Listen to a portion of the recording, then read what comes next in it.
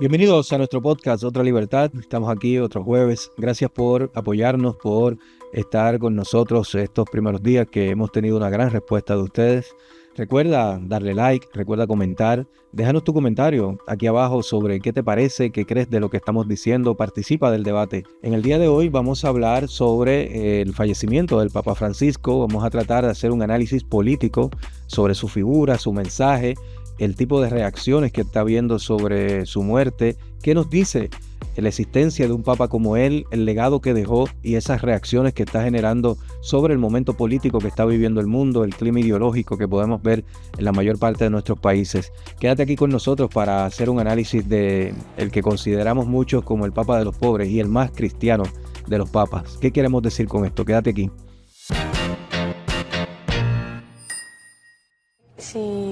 Si veo un espacio en la iglesia para las personas trans y las personas no binarias o el colectivo LGTB en general. Toda persona es hijo de Dios, toda persona. Dios no rechaza a nadie, Dios es Padre.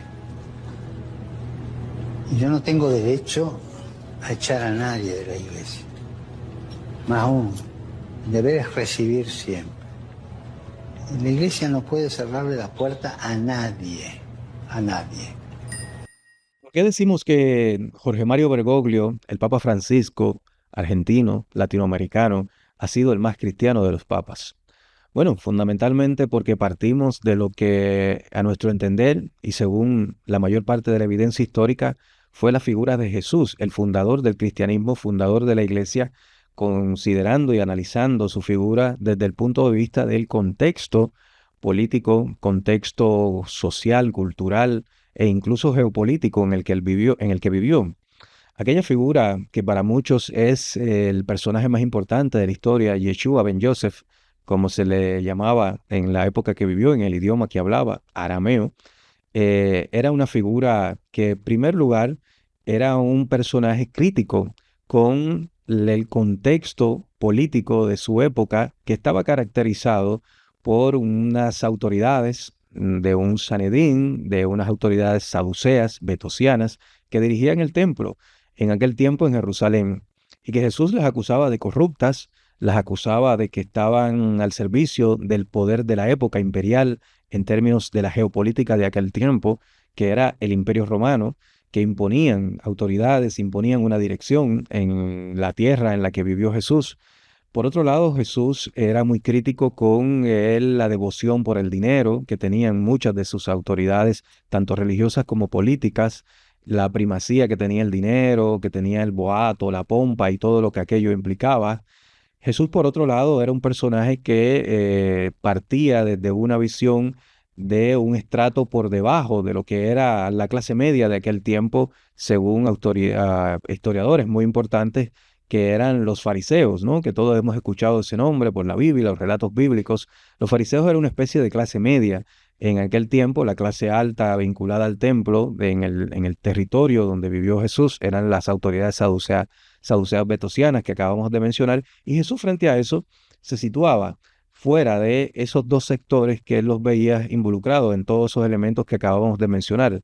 Por tanto, Jesús fue alguien que se situó en las periferias de su época, fue crítico con el poder, fue crítico con lo que sería el conservadurismo de su época, fue crítico con los dueños del mundo, con los dueños del dinero de su tiempo, y fue una persona que al ver aquel contexto planteó y se dio cuenta de que era a través de la fuerza moral, de la autoridad moral, que él podía encabezar un proceso mediante el cual se cambiara y se transformara aquella sociedad. Y por eso su llamado fue a los pobres, su llamado fue a las prostitutas, su llamado fue a todos aquellos excluidos de su tiempo, su llamado fue a los enfermos, a todas las personas que quedaban en la periferia de aquellos centros del poder que estaban dominados por aquellas autoridades, que serían como los grandes capitalistas de hoy, los dueños de las grandes tecnológicas, los dueños de las grandes empresas que financian políticos y ponen políticos títeres ahí para que hagan las cosas que ellos dicen.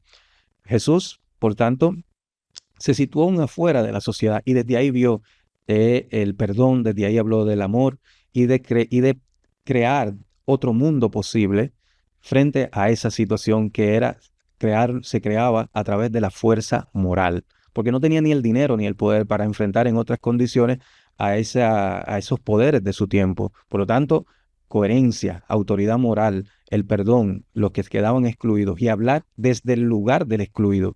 Y ese es el punto central de lo que nosotros queremos decir en este momento, y por eso el Papa Francisco, jesuita, que ha hecho votos de pobreza, que ha puesto en el centro a los pobres, a los enfermos, que ha dicho que no se puede condenar a nadie por su preferencia sexual, la identidad que prefiera de género, que no se puede condenar a nadie por su ideología en este tiempo de fascismo y de ultraderecha, ¿no? Donde te condenan por ser progre y quieren convertir eso en una mala palabra, como decíamos en capítulos anteriores de nuestro podcast.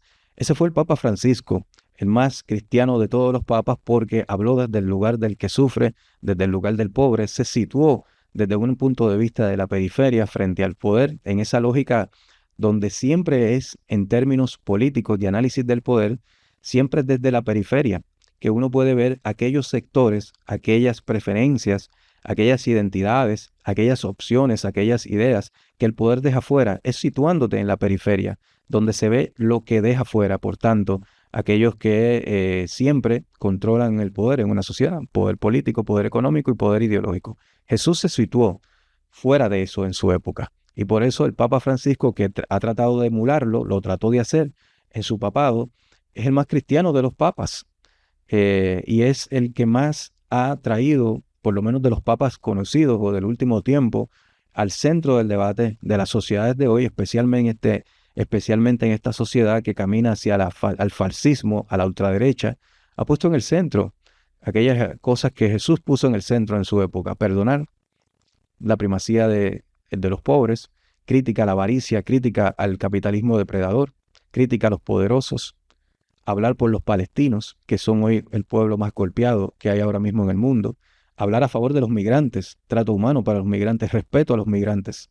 Todos somos migrantes de algún modo, según la perspectiva, como lo decía el propio Papa. Él era hijo de migrantes italianos en Argentina. Entonces, en ese sentido, sin ninguna duda, se acaba de ir el más cristiano de los papas. Y qué bueno que fue un latinoamericano. Al Papa Francisco se le llamó comunista, se le llamó el representante del maligno en la tierra, por un señor que es su compatriota, que hoy desgobierna un país de nuestra América que se llama Argentina, un gran país, importante país de América Latina. Sectores reaccionarios en España, en Estados Unidos, en muchos de nuestros países, poco menos que le decían el anticristo al Papa Francisco. Fundamentalmente le decían esto porque fue un señor que dijo que hay que respetar algo así como la dignidad humana.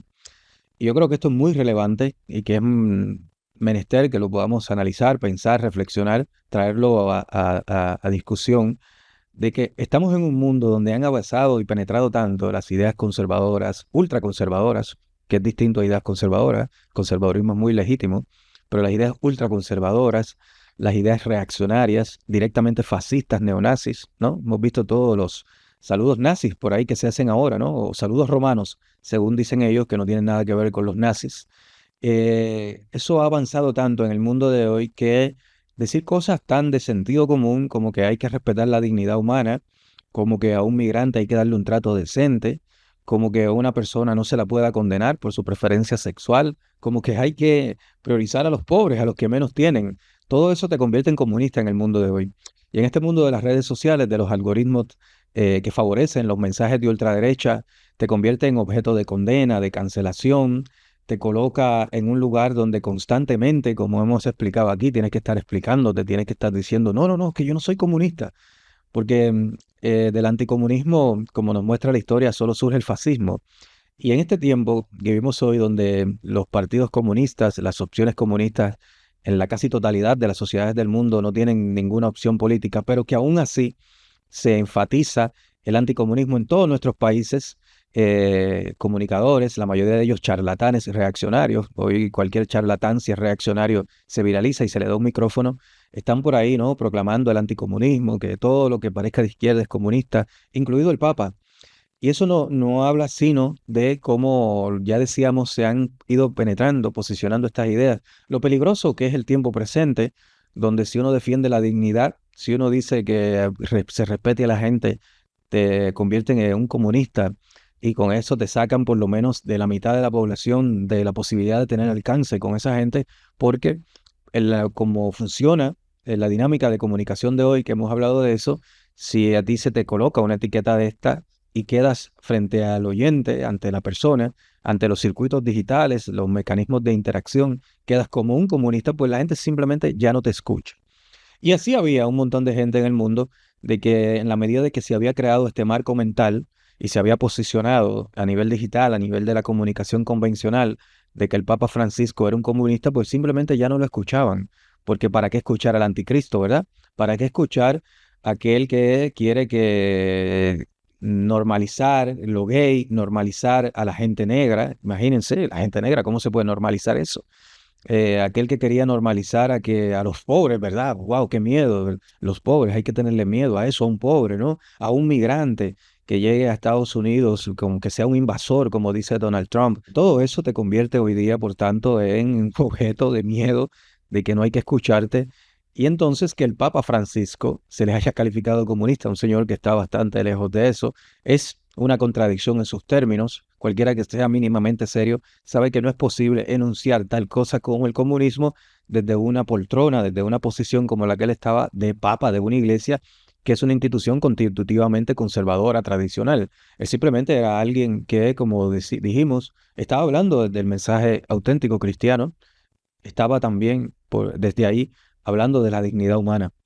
En el mundo de hoy, hablar de dignidad humana se ha convertido en una cuestión ideológica política. Qué tiempo tan fascista y derechizado estamos viviendo. Creo que cometería un grave error la Iglesia si opta ahora por un papa conservador o ultraconservador, un papa reaccionario, como una manera de reordenar lo que para sectores muy conservadores de la Iglesia Católica fueron los desórdenes que habrá dejado el Papa Francisco, sí, el más cristiano de todos, el papa de los pobres. Me parece que sería un error porque ubicaría a la iglesia en una posición coincidente con la tendencia general ultraderechista, fascista que se está dando en buena parte del mundo, y eso haría que la iglesia se coloque dentro del debate político tradicional, en el sentido de que para los sectores, grupos de población muy importantes, que están hoy día siendo agredidos por esos discursos de ultraderecha que han llegado a gobiernos en Estados Unidos, en Argentina, que son cada vez más relevantes en España, que ya fueron gobiernos en el propio Brasil también, son hoy día muy relevantes en Chile.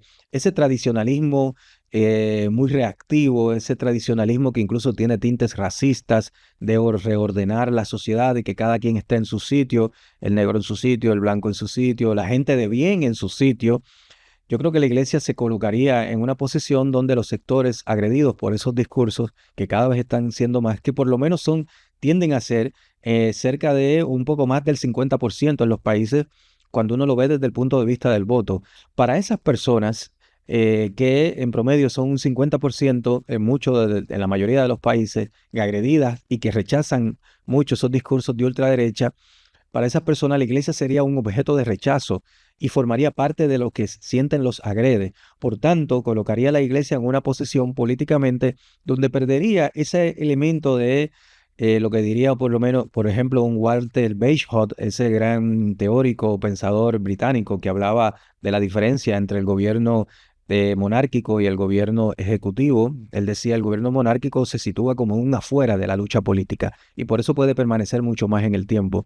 La iglesia, en el tiempo de hoy, en el mundo con las características que tiene hoy, que hemos hablado de ello, se colocaría, dejaría de estar en ese afuera y estaría demasiado en el centro de discusión política.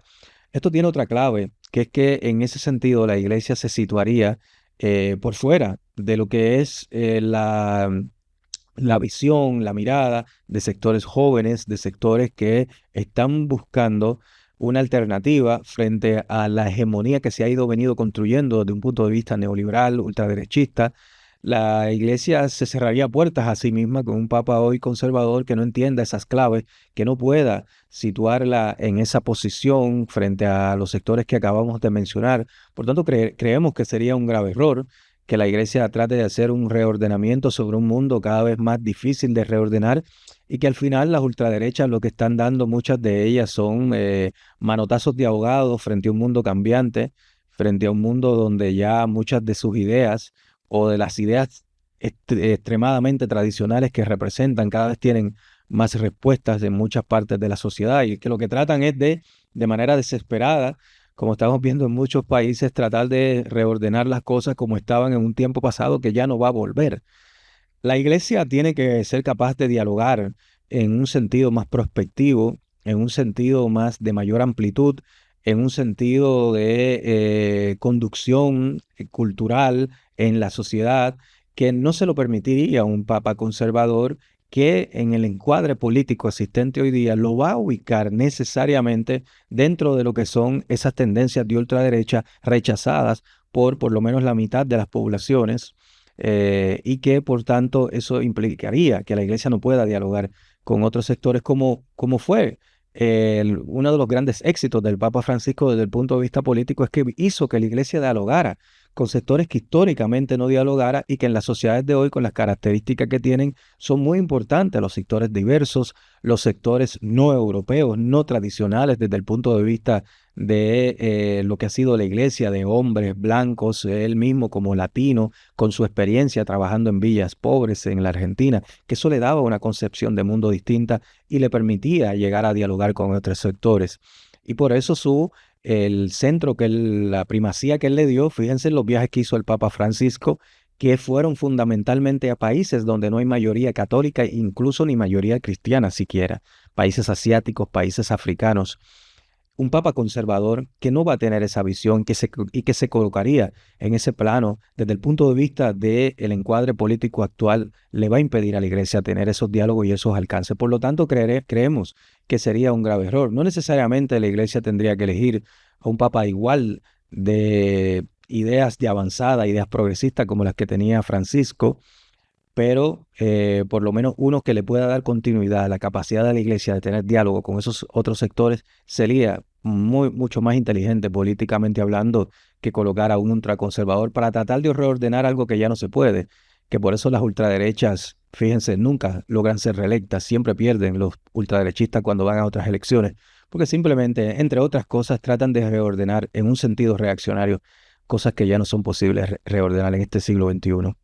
Gracias por haber llegado hasta aquí, al final de nuestro video, por la atención, por seguir viendo cada episodio de nuestro podcast Otra Libertad, invitándote a que te suscribas si no lo has hecho, a que comentes. Es muy importante que comentes, que formes parte del debate en este tema de tanta actualidad, que es un tema en cierta medida controversial sobre el Papa. ¿Qué te pareció lo que planteamos? ¿Qué ideas tienes al respecto?